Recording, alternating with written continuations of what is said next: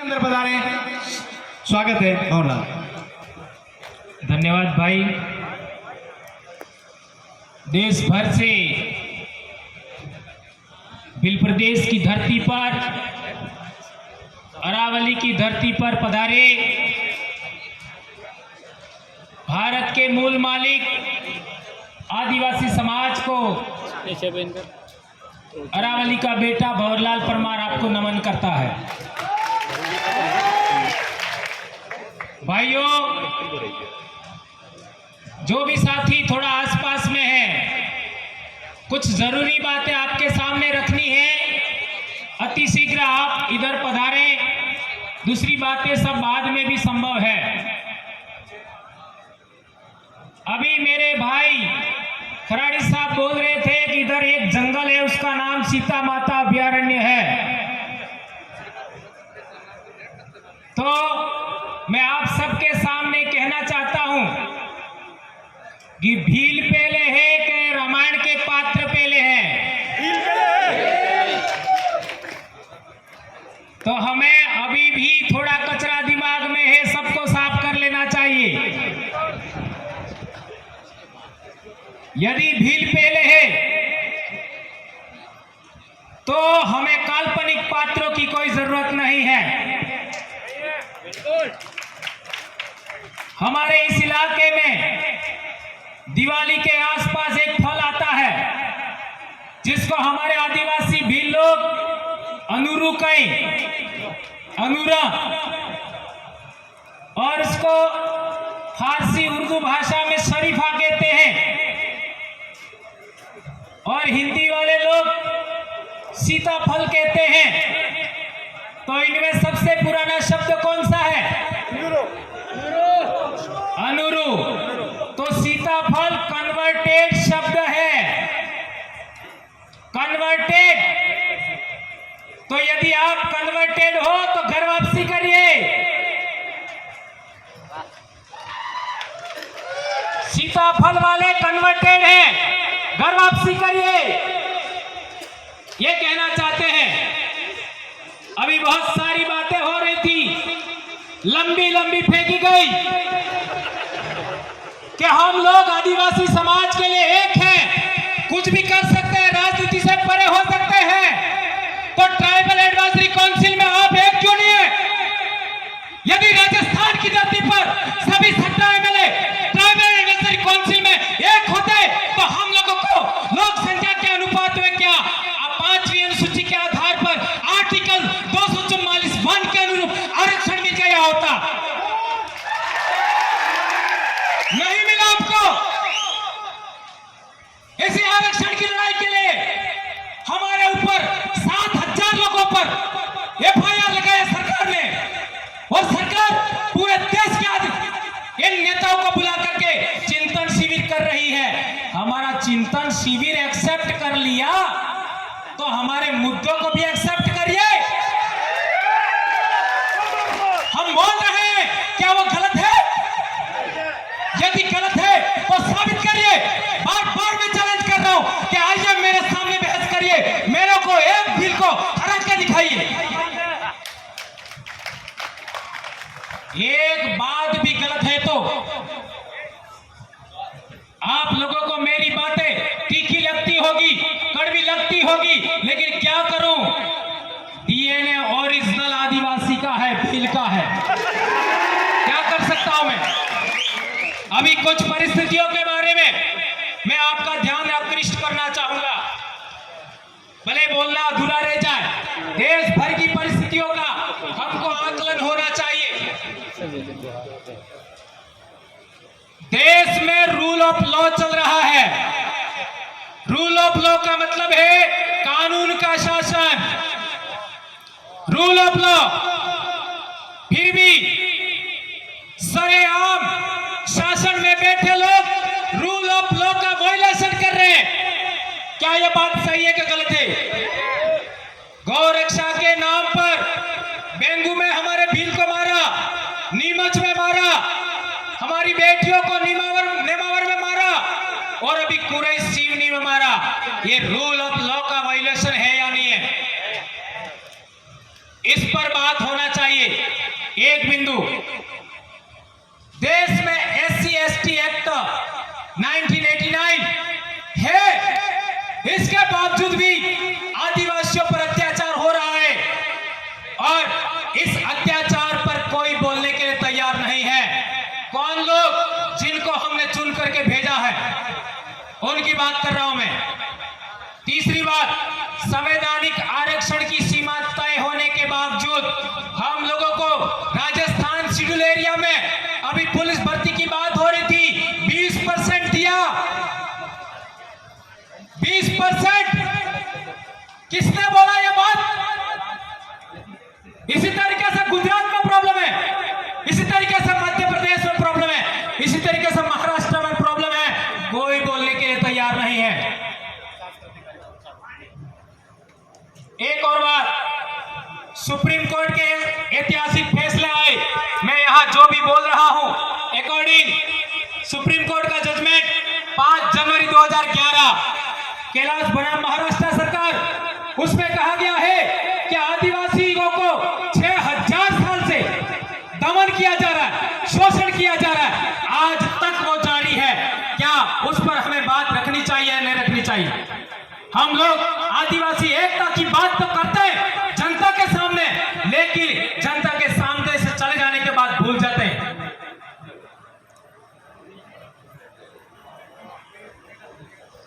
एक और, इसी में सुप्रीम कोर्ट के फैसले आए, कानून बने, वनाधिकार, पैसा एक, लेकिन रूल्स और रेगुलेशन नहीं बने, नियम नहीं बने, जिनकी वजह से वो सही तरीके से लागू नहीं हो पाए।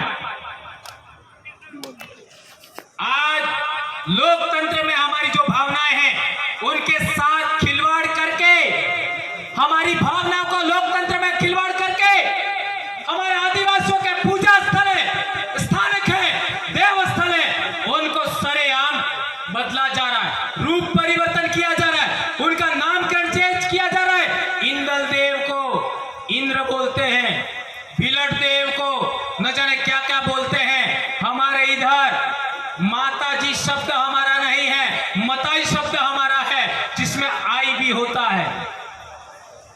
जितने भी आदिवासियों के कुल देवत हैं, भेड़ मताई, बिजाहड़ मताई, बोरेज मताई, हम खुद लोग बोरेज माता लिखते हैं। ये ध्यान रखना होगा। और आपके इलाके में आप लोगों ने देखा होगा, सभी लोगों को मीणा बना दिया गया है। और अभी हम लोगों ने 1956-57 के बाद का डॉक्यूमेंट निकाला, जमीन का रिकॉर्ड निकाला, सभी लोग भील हैं इसी प्रतापगढ़ जिले में, और बाद में हमारी कम्युनिटी चेंज कर दी। ये हरामखोर कौन थे? थोड़ा शब्द गलत निकल गया। कौन थे? अरावली पर्वतमाला की पहली पैदाइश, पहली उपज, भील आदिवासियों का पूरा नामकरण चेंज कर दिया, इतिहास खत्म कर दिया, संस्कृति खत्म कर दिया। वो कौन थे? वो आइडेंटिफाइड होना चाहिए। वो इस देश के देशद्रोही लोग हैं, संविधान द्रोही लोग हैं, उनकी पहचान होनी चाहिए। मैं कहना चाहता हूं, आदिवासी महापुरुषों का इतिहास विकृत किया। मावजी नाम का कोई ब्राह्मण देखा आज तक इतिहास में? मावजी नाम का कोई नहीं होता है। बेड़ेश्वर में ब्राह्मण बना रखा है।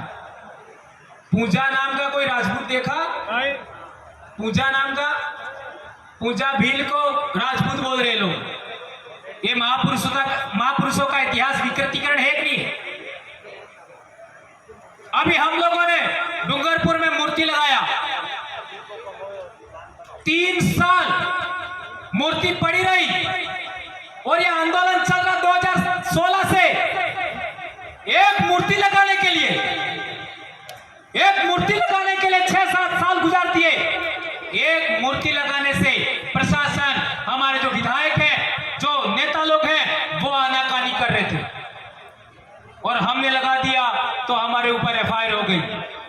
शेड्यूल्ड एरिया के अंदर आदिवासियों का कस्टमरी लॉ लागू होता है। आदिवासियों की रूढ़ी प्रथा चलती है, आदिवासियों की ग्राम सभाओं को पावर है, इसके बावजूद हमारे ऊपर एफआईआर लगाया और हमको भी लगे हाथ एक मौका लगा कि नगर पालिका के खिलाफ वाद दायर किया जाए। शेड्यूल्ड एरिया में अनुच्छेद 243 ZC के तहत नगर पालिका अवैध है, उस पर हम लोग अभी कोर्ट में वाद दायर करने वाले हैं। पहली जनगणना से 1951 तक हम आदिवासियों का धर्म कोलम कोड था,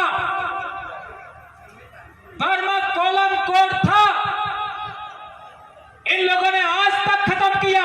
वो कौन सी सरकार थी जिसने धर्म कोलम कोड खत्म किया? बताइए। ये चिंतन मंथन करने वालों की सरकार थी। बराबर है, गलत है? मैं किसी पार्टी को टारगेट नहीं कर रहा, उनकी मनोस्थिति, उनका चरित्र को टारगेट कर रहा हूं, जिन्होंने हमारे साथ कुठाराघात किया। इसका आप लोगों को जवाब देना होगा, आदिवासियों को, पूरे देश के आदिवासियों को जवाब देना होगा कि पूरे देश में आदिवासियों का धर्म कॉलम क्यों नहीं है, धर्म कोड क्यों नहीं है। इस विषय पर मैं कहना चाहता हूं, कॉलम एक खाना होगा, उसको कॉलम कहते हैं, जिसमें हमारा लिखा जाएगा धर्म का नाम, और कोड 1 2 3 4 5 6 7 ऐसा होता है, उसको कोड कहते हैं। कई लोगों को तो कॉलम और कोड क्या होता है पता नहीं। अरे वीडियो यहाँ मतलब तो होना चाहिए, नहीं होना चाहिए। बस बात कर रहा हूँ। इन मुद्दों पर आने वाले समय में हमें डेमोक्रेटिक तरीके से जवाब देना होगा, ये मेरा कहना है। एक और महत्वपूर्ण बात, भूमि अधिग्रहण और जमीन विस्थापन आदिवासियों के साथ रोज घटनाएं घट रही है। ये लोग संवैधानिक प्रावधान को नहीं मानते, 5वीं अनुसूची के नहीं मानते, पैसा कानून को नहीं मानते, वनाधिकार को नहीं मानते, ग्राम सभाएं फर्जी बनाते हैं। ताजा उदाहरण हसदेव अभयारण्य,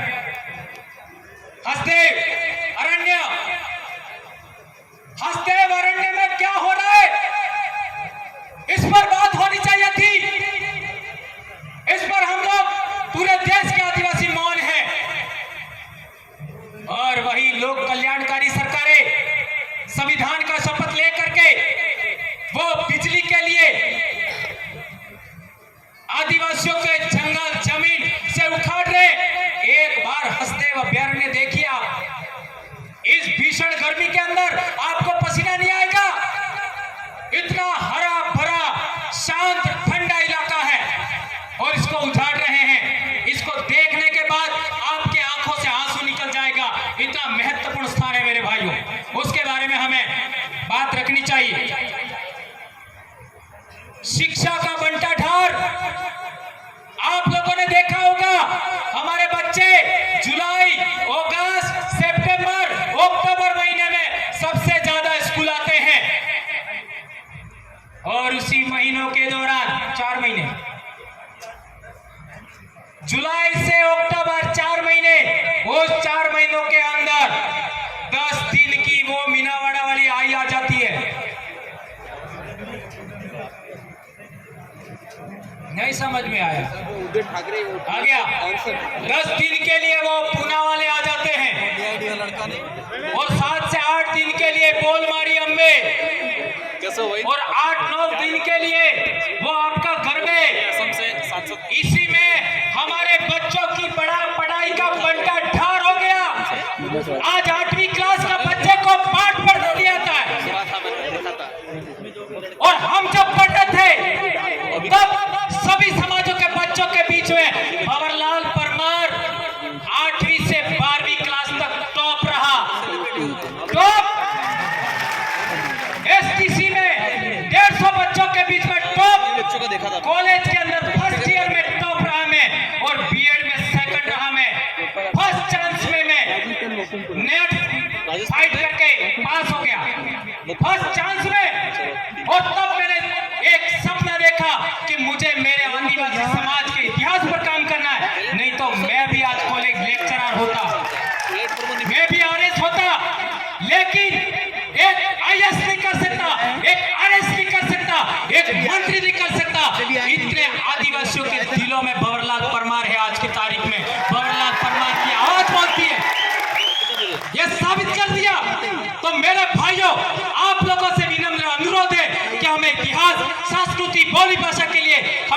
मिलकर काम करना होगा।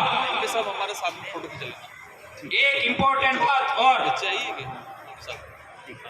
ब्रिटिश काल में हमारे पूर्वजों ने बंदूकों का सामना तीर कमान से किया, तब जाकर के हमको यह हक अधिकार मिले। और आदिवासी का सर्टिफिकेट लगाने के बाद जो अधिकारी लोग प्रशासन में ऊपर बैठते हैं वो हमारे लोगों की सुनते नहीं है। जो नेता लोग ऊपर जाते हैं वो हमारे को केस लगवाते हैं। बच्चे काकरी डुगरी जानते हो किसने लगवाया? आगे मदद कौन कर रहा है? शेड्यूल एरिया के नेताओं ने लगवाया। हाँ, ये ध्यान रखना होगा। किसका रहता है? उन्होंने कुछ, जब भी आदिवासियों का सम्मेलन होता है, जब भी आदिवासियों का धरना प्रदर्शन होता है, जब भी आदिवासियों का रैली होता है, तो ये लोग दारू पिला करके कुछ लोगों को भेज करके हुड़दंग करवाते हैं। इसी तरीके से हमारे यहाँ के नेताओं ने इस काकरी डूंगरी के पास वाली पहाड़ी पर एक व्यक्ति के नेतृत्व में हुड़दंगी भेजे, दारूड़िए भेजे और हाईवे जाम करवाया। क्या यह बात गलत है? यह सही है। वो आदमी की भी पहचान होनी चाहिए। मैंने इधर देखा हुआ था थोड़ी देर पहले।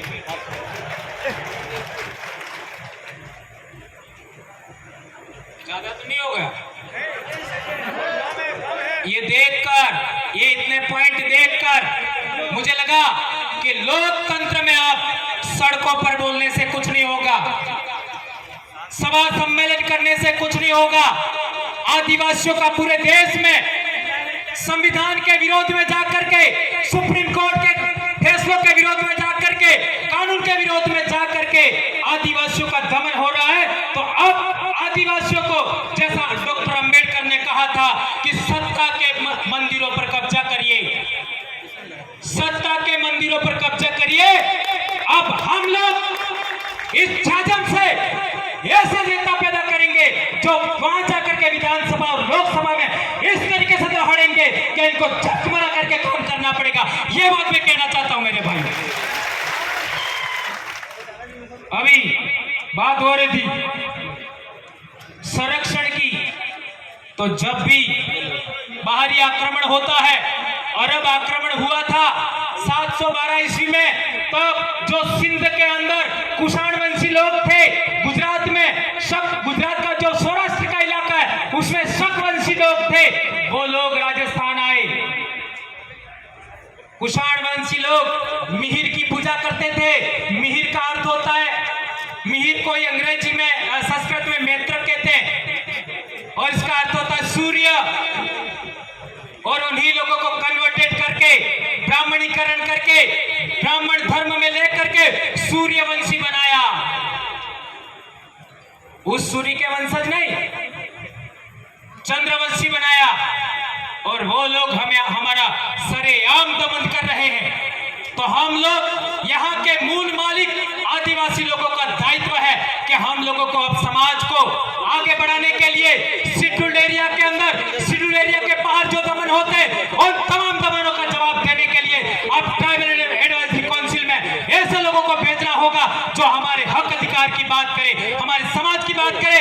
यही गुजरात में होना चाहिए, यही मध्य प्रदेश में होना चाहिए, यही महाराष्ट्र में होना चाहिए। पार तापी नर्मदा लिंक किसने क्या किया? हमने थोड़ा प्रदर्शन किया, हम अहमदाबाद गए, लेकिन उन लोगों ने चुनाव तक इसको रोका हुआ है। इसके बाद देखना क्या होगा। एक्सप्रेसवे, बुलेट ट्रेन, हम विकास विरोधी नहीं है, लेकिन आप लोग हमारी जमीन से उखाड़ने के बाद ही आप लोग ये कर्तव्य कतई बर्दाश्त नहीं करेंगे। इसी तरीके से हमारा पानी, कोटड़ा ब्लॉक का पानी अभी मारवाड़ में देने के लिए आपको बताऊं 2 डैम बड़े बड़े बना रहे, 8-8, 9-9 गांव के लोग वहां विस्थापित हो रहे हैं। केवड़िया में हमने देख ही लिया, हंसदे में हम देख ही रहे। तो ये सब बातों के लिए हम लोगों को बोलना होगा, आवाज उठाना होगा। मैं पुनर्जन्म में विश्वास नहीं करता, न ही मैं ईश्वर में विश्वास करता हूं। मैं मेरे पूर्वजों में विश्वास करता हूं, मैं प्रकृति में विश्वास करता हूं, प्रकृति को ईश्वर मानता हूं